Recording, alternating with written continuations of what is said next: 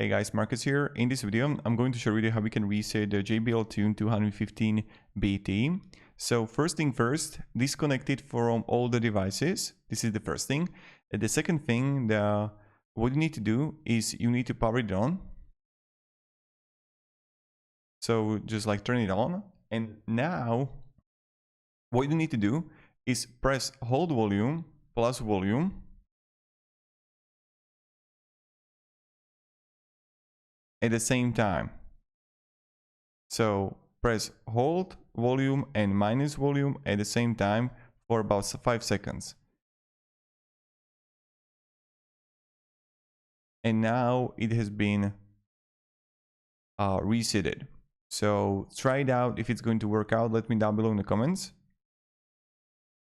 And have a great day and goodbye.